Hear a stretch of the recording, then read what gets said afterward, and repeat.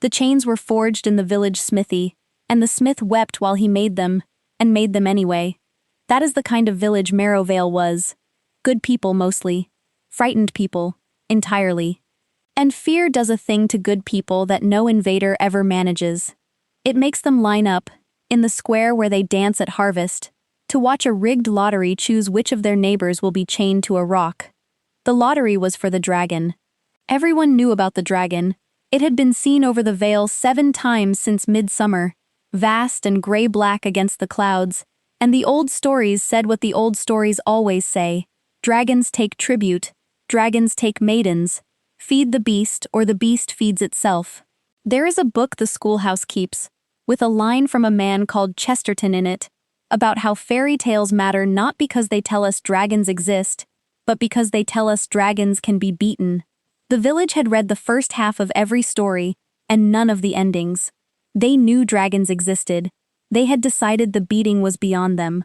Tribute, then. Magistrate Corvin organized it. Remember his name.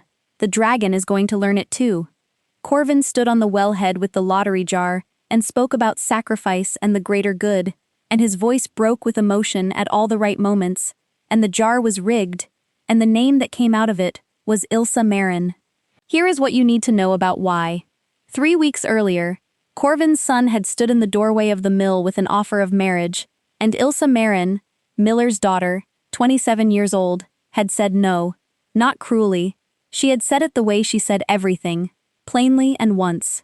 The magistrate's son was not a man who had ever heard the word before, and his father was not a man who allowed his family to hear it twice.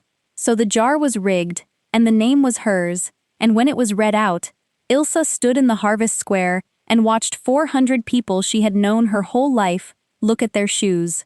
Her father shouted until they held him. Her brother swung at the bailiff and went down under 3 men. And Ilsa, this is the moment to watch her, because the dragon will see this same quality in her before anyone else does. Ilsa looked at Magistrate Corvin, and did not weep, and did not beg, and said in the plain voice, loud enough for the square to hear it, "Your jar has only my name in it. Every soul here knows it. I will go to the rock so that no one else has to, but you will remember, all of you, that you knew." They chained her at dusk, iron cuffs at wrist and waist, a length of chain through the great ring bolted into Sentinel rock, up on the bare shoulder of the hill where the Vale meets the sky. The smith set the last pin with his hands shaking. "Forgive me," he whispered. "You are not the one I need to forgive," Ilsa said. Then they left her. 400 people walked back down the hill in the dark, not one of them looking back, and the wind came up cold off the heights, and Ilsa Marren stood alone against the rock, chained to it, and waited for the thing in the sky to come and eat her. I am going to tell you now what the village did not know, because it changes everything you are about to see. The dragon had never asked for tribute. The dragon had never asked for anything. Its name was Vharos, and it was old. Old the way rivers are old, and it had carried an emperor once, the grandfather of the emperor who sat the throne now. For 40 years, since the day the old emperor died in its saddle shadow of nothing worse than age, Vharos had been riderless. It had left the capital the night of the funeral pyre and gone north into the weather, and it had stayed there, alone, for 40 years, because the bond between a dragon and its dead rider does not break cleanly. It frays, and a fraying bond aches, and an aching dragon walks the sky, the way widows walk gardens. That was the shape in the clouds. That is what the Vale had been seeing all summer, not a hunter circling, but a mourner pacing. Vharos had noticed the village, the way you notice a stone in your shoe, distantly, then constantly.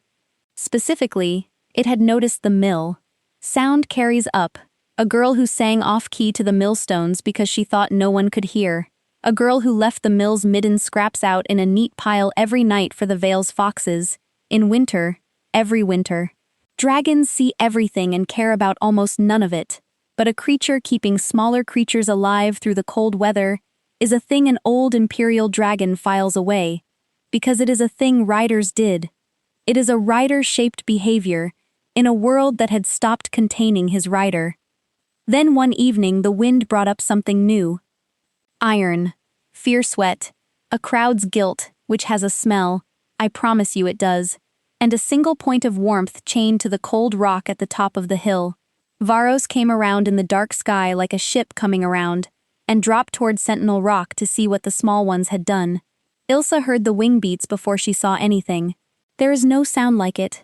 Each stroke was a held breath's length apart, unhurried, the sound of something so large it had never once needed to hurry, and the stars over the hill went out in a moving patch, shaped like the end of the world. The dragon landed in front of her with a softness that was the most frightening thing yet. 400 tons choosing to arrive like a leaf, and folded its wings with a sound like sails being furled, and lowered its head, and looked at her. Gray-black scales, storm-colored, eyes the deep amber of lamplight through whiskey. Old, she thought, through the white roar of her own fear. It is old, and it is looking at me the way the priest looks at Corvin's ledgers, because that is exactly what Vharos was doing. The dragon read the scene the way you are reading these words. Below, in the valley, a village with every light burning and every door barred, stinking of guilt all the way up the hill. Vharos had lived among men for 200 years and had carried the law of the Empire on its back. It knew what tribute was. It knew what a rigged verdict looked like. It had watched emperors hang men for less than what was bolted to this rock. The amber eyes came back to Ilsa, and Ilsa Marren, 27, out of everything else to lose, did the thing that made the next 4 days inevitable. She lifted her chin, and she spoke to it, plainly and once. "If you are what they say you are," she said, "be quick. But I will tell you first, so that someone besides me has heard it. I did nothing. The jar was rigged. The man who rigged it is asleep in the stone house by the well." Her voice did not break until the last words, and then only a little. "And if you are not what they say you are, then I am sorry they chained me in your name. It seems a poor way to greet you. Silence on the hill, wind, and the chains ticking against the rock, and an old dragon looking at a chained woman who had, with her last words in the world, apologized to it." Vharos reached out one foreleg, hooked a single talon under the chain, and snapped it like a daisy stem. The cuffs came off next. This required a delicacy that no one who has never seen a dragon work would believe. The talon's point inserted into the pin slot, a fractional turn, the smith's shaking work undone in 2 motions by something that could have removed the hilltop instead. The iron dropped into the frost, and Ilsa stood unchained, rubbing her wrists, alive, in front of a monster in the dark. "Thank you," she said, because her mother had raised her, and because there was nothing in any story to tell her what else to say. The dragon did not fly away. The dragon did not eat her. The dragon turned, with the ponderous gravity of a hill deciding to move, and set itself down between Ilsa and the path to the village, the only path up, and folded its wings, and lay there, facing the village. It took Ilsa most of an hour, wrapped against the cold in the lee of the rock, to understand what she was looking at. Then it arrived all at once, and it undid something in her chest that the chains had not managed to touch. The dragon was not resting. The dragon was on watch. The head lay low along the ground, angled down the hill toward the sleeping lights of Marrow Vale, and the amber eyes were open, and every line of the great body said, older than language, "Nothing comes up this path."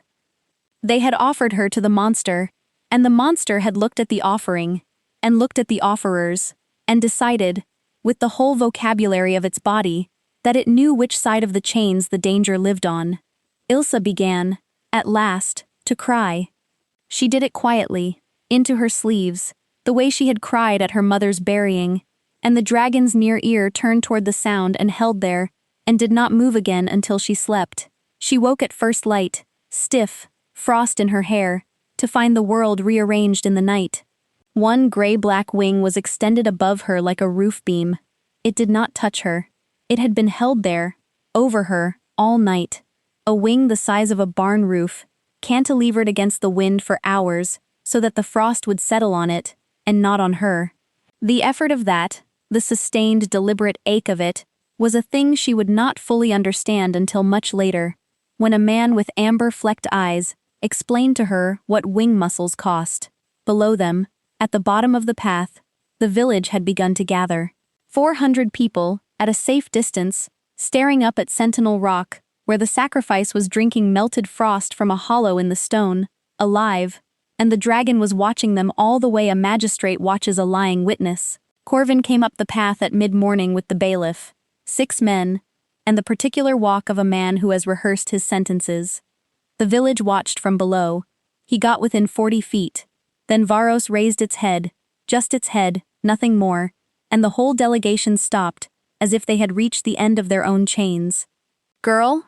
Corvin called past the dragon, and his voice was doing the trick it did on the wellhead, warm and public and false. "Ilsa Marren, God has preserved you. The beast is tame to you. Come away from it now. Come down to your grateful neighbors.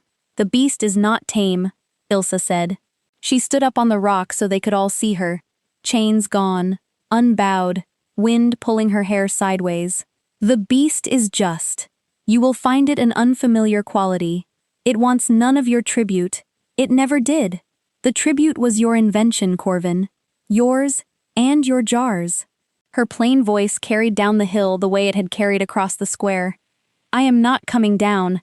I am the only person on this hilltop who has committed no crime, and I find I prefer the company."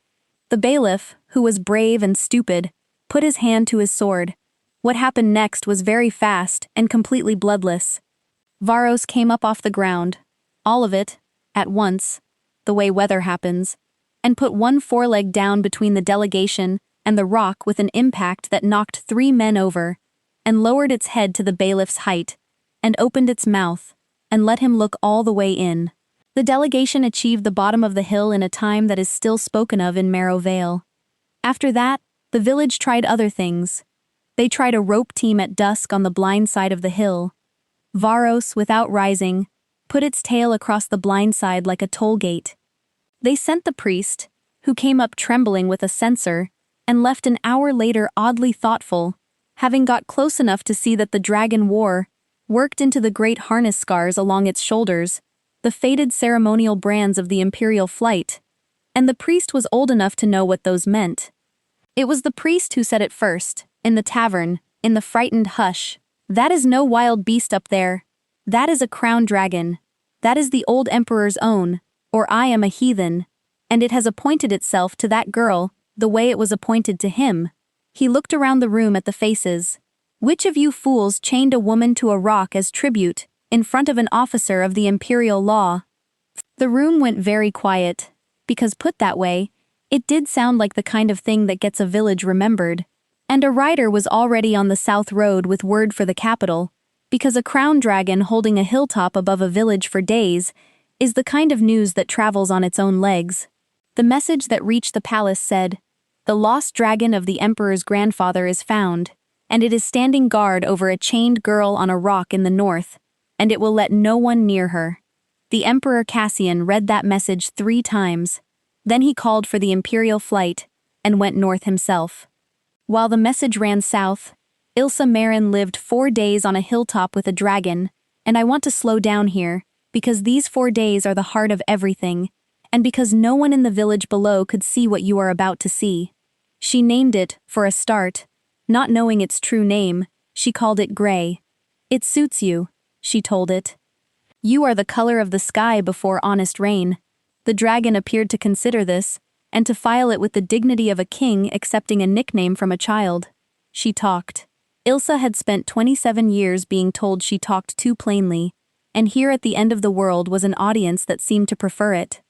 She told the dragon about the mill, and the sluice gate her father never fixed, and her mother's burying, and the foxes she fed in winter, and at the foxes, the great head came around, and the amber eyes fixed on her with an attention so sudden and total that she laughed out loud.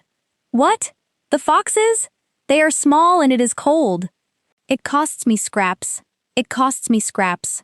Remember that sentence. A creature that had carried an emperor, that had heard 40 years of court oratory, of men explaining their virtue at length, and their treachery in whispers, and the truest thing said in its presence in half a century, was a miller's daughter explaining mercy, as if it were arithmetic. The dragon hunted at dawn, briefly, over the far ridge, and came back with deer, and set one down roasted, a single measured breath of fire, a skill plainly practiced over decades of campfires with soldiers. In front of her, on a flat stone, with the terrifying courtesy of a butler. By the second day she had stopped being afraid. By the third, she was sleeping against the warm scales of its foreleg, because the wind was cruel, and the warmth was a fact, and Ilsa Marren had never in her life pretended a fact was not a fact. And Vharos, who had not been touched since a dead emperor's hands had unbuckled his own harness 40 years before, lay in the frost with a sleeping woman against his leg, and felt the frayed end of the old bond. This is the thing dragons do not tell men, that the bond seeks, reach, and catch, and begin, impossibly, after 40 years of pacing the empty sky, to hold. On the fourth morning she woke before dawn, and found the amber eyes already on her, and said, because she had been dreaming of chains, "Why me, Grey? Out of all of it, why did you stay?" The dragon could not answer in words. But it turned its head, slowly, and looked down the dark hill at the village, at the path, at the ringbolt still in the rock, and then it did a thing with its foreleg, deliberately, in front of her. It laid one talon across its own ankle, circling it, a cuff, and then it looked at her, and drew the talon away, and set the foot down between her and the path. "I know what it is to be held by something," the gesture said. "I stayed because you asked nothing. Everyone always asks." She did not understand all of it then. She wept anyway, without quite knowing why, into the storm-gray shoulder, and the dragon bore it the way it had once borne rain on campaign, patiently, as if it were weather sent personally to be endured. The Imperial flight came out of the south on the 5th morning, 9 dragons in a wedge, banners of the crown streaming, and at the point of the wedge, larger than the rest, the Emperor's own crimson mount. The village of Marrow Vale achieved, as one body, the most sincere collective terror of its history. 400 people who had chained a girl to a rock now stood in their square watching the actual empire descend out of the actual sky, and every one of them was doing the arithmetic the priest had already done. The wedge did not land at the village. It landed on the hill's broad shoulder, below Sentinel Rock, and the crimson dragon set down an emperor. Cassian was 34 years old, third of his line, and he had grown up on stories of a gray-black dragon that had carried his grandfather through 2 wars and a coronation, and had vanished into the north the night of the pyre, and had been mourned in the palace the way you mourn a family member who walks out of a funeral and never comes home. 6 years he had spent sending quiet expeditions after every rumor of it. He had promised his grandfather's memory that the old dragon would not die alone in the weather like an animal. He walked up the last stretch of path on foot, alone, which his guard hated and could not prevent, and stopped 30 feet away, and looked at the scene the message had utterly failed to prepare him for. The legendary Vharos, mount of Emperor Aldrich the Steady, lying across a hilltop in the shape of a fortress wall. And behind that wall, standing on the rock with her chin up and yesterday's frost in her hair, a young woman in a miller's wool dress, watching him with the expression of someone who has recently revised her opinion of authority downward, and is prepared to revise it further. "Vharos," the emperor said, and his voice was not an emperor's voice at all. It cracked on the second syllable. "Old one, we looked everywhere." The dragon's head came around. Amber eyes regarded the young man for a long moment, and then Vharos made a sound none of the flight had ever heard, low and vast and bell-deep, the greeting tone that Imperial dragons reserve for the blood of their bonded, and lowered its great head to the frost in the half-bow of the old flight etiquette. But it did not move from between the path and the girl. Cassian saw that. He was young, but he was not slow. He looked at the unmoved fortress of the body, and the ring-bolt in the rock, and the broken chains still lying in the frost where they had been snapped like stems, and the cuffs with their pins turned out, and he understood the whole shape of it at once, the way his grandfather would have. "Who chained her?" the Emperor of the 9 provinces asked, very quietly, and down in the valley, in a stone house by the well, a magistrate began, too late, to burn his papers. What happened in Marrow Vale over the next 2 days was thorough. Imperial law clerks, the flight carries them for exactly this reason, took the testimony of the smith, who told everything and wept again, and of the priest, and of Ilsa's father, who had bruises from the men who held him, and of Ilsa's brother, And finally, seated on a camp chair on the hillside with the entire village required to stand and listen, of Ilsa Marren herself, who told it plainly and once. The refusal, the jar, the square, the chains, the night, the wing beats, the talon, the 4 days. He guarded me, she finished. Your dragon. They fed me to the monster. And the monster was the first thing in this valley that looked at the chains instead of at me. Whatever else your law decides, it should know that. Cassian was silent for a while.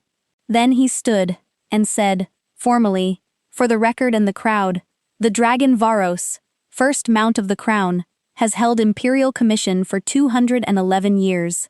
That commission has never lapsed. What he did on this rock, he did as an officer of the Empire, and what was done to this woman was done under the pretense of his name. The young Emperor's voice went cold and public. The Empire does not take tribute. The Empire never has. Someone told you a beast in the sky wanted your daughters, and the only beast in this valley kept ledgers and rigged a jar. Corvin was taken south in irons that afternoon. The smith, at his own trembling request, was permitted to strike the cuffs himself, from the same iron, and no one in the square failed to understand the sentence underneath the sentence. His son went with him, and the bailiff. The village was fined its magistracy for a generation, and required to keep, at its own cost, a school of imperial law. And then Cassian turned to the matter he could not solve with clerks. His grandfather's dragon would not leave the girl. He tried, gently. The flight formed up. The crimson mount called the going home call. Vharos rose, walked to Ilsa Marren, and lay down again. The amber eyes looked at the Emperor with 200 years of patience and said, plain as a miller's daughter, no. He has bonded her, the flight master said, in the stunned tone of a man reporting snow in summer. 40 years riderless. It should not be possible. But look at him. That is a bond stance, Majesty. That is a dragon at post beside a rider. It has simply chosen, without ceremony, without the trials, without anyone's permission. Yes, Cassian said slowly, watching the woman in the wool dress rest her hand, absently, familiarly, on the storm-gray foreleg the size of a wall. I am told that runs in the family. My grandfather chose in roughly the same manner. He walked up the rock and stood before Ilsa Marren, and the Emperor of the 9 provinces asked, in front of 400 people who had chained her, will you come south, Ilsa of Marrow Vale? He will not stay without you, and I have spent 6 years finding him, and I find I cannot lose him twice. Ilsa looked at the Emperor for a long, plain moment. The last powerful man who wanted something from me rigged a jar when I refused, she said. What happens if I refuse you? Then I ride home, Cassian said, and my grandfather's dragon lives out his years on this hill, and I visit the north far more often than my council will like. He said it simply, and it had the ring of a true coin dropped on stone, and behind her, low and bell-deep, the dragon made a sound that she had learned, over 4 days, meant something close to laughter. Then I will come, said Ilsa, since you ask instead of taking, but the foxes by the mill get fed through winter. That comes with me. Write it in your law if you have to. They wrote it in the law. I am not inventing this. The clerks wrote it into the settlement of Marrow Vale, where it remains, provision the 6th, the winter feeding of the mill foxes, in perpetuity, at crown expense. The lawyers of the capital have puzzled over that clause for years, now you know. She went south with the flight, riding, because Vharos would carry no one else, and insisted, with immovable 200-year-old courtesy, on carrying her. On the shoulders of the dragon the village had tried to pay her to. You can imagine the capital. A miller's daughter arriving on the legendary lost mount of Aldrich the Steady, bonded without trial or ceremony, walking into a court that had spent 6 years watching the young emperor send expeditions north after a legend. The court did not know what to make of her. The court said so, at length, in corridors. Ilsa fed the palace ravens every morning, plainly, in front of everyone, and said what she thought, plainly and once. And within a year the court had divided into the people who called her the rock girl behind her back, and the people, a growing faction, led with suspicious enthusiasm by the emperor, who had noticed that hers was the only council in the palace with no price hidden in it. Because that, in the end, is what the Emperor Cassian could not stop noticing. He had grown up as the person everyone wanted something from. She had stood on a rock and wanted nothing, not even rescue, only justice, and the feeding of foxes. He began finding reasons to walk in the dragon grounds at the hours she was there. The reasons grew thin. The visits grew long. Vharos, lying like a storm-gray hill with two small, warm people talking against his foreleg, kept his amber eyes half-closed and his opinion to himself, though the flightmaster swore the old dragon had begun, unaccountably, to arrange his body so that the two of them ended up sheltered in the same lee of the same wing whenever the wind was cold, which in the capital's dragon grounds, high over the river, was always. Emperors are not subtle forever, he asked her on midwinter's night, on the dragon grounds, with frost in the air like the night they met, and no jar, and no crowd, and no power in it at all, asked plainly, the way she had taught the whole palace to speak. They chained me to a rock once as a payment, Ilsa said. You are the second thing that came out of the sky afterward, and refused to take me as one. She looked up at the old dragon, whose eyes were not in fact closed. He broke the chains. You never once pretended they had been anything else. Yes. Vharos raised his head to the winter stars and sang, the flight call, the coronation call, unheard over that city in 40 years, and every dragon on the grounds answered, and the sound rolled over the capital like justice, and lights came on in 10,000 windows, and no one who heard it ever forgot it. They were married in the spring. The old schoolhouse book was right. As the old books usually are, fairy tales do not exist to tell us that dragons are real. They exist to tell us that the things which frighten us can be faced. Marrow Vale had known the first half and forgotten the second. It took a miller's daughter, chained to a rock by her own neighbors, to stand at the end of the world with her chin up and finish the story properly. Which is this. They sent her up the hill as a payment to a monster, and the monster looked at the payment, and looked at the payers, and broke the chains, and stood guard 4 days in the frost, and carried her south to a crown. The dragon was never the thing to be feared, and the girl was never the price of anything. She was, from the first plain word she spoke into the dark, the treasure. It simply took a creature 200 years old, who had carried an empire and lost it, and paced the empty sky for 40 years, to recognize her on sight.